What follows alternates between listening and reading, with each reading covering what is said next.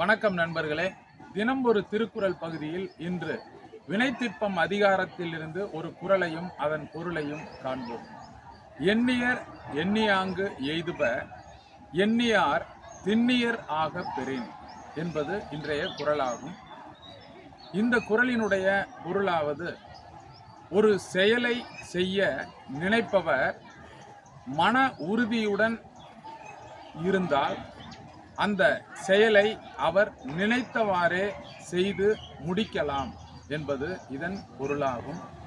எனவே ஒரு செயலை செய்யலாம் என்று நினைத்து கொண்டிருப்பதை விட அந்த செயலை செய்வதற்கு மன உறுதியும் தொடர் முயற்சிகளும் இருந்தால் நிச்சயமாக உறுதியாக அந்த செயலை நாம் நினைத்தபடியே அடையலாம் என்பது இதன் பொருளாகும்.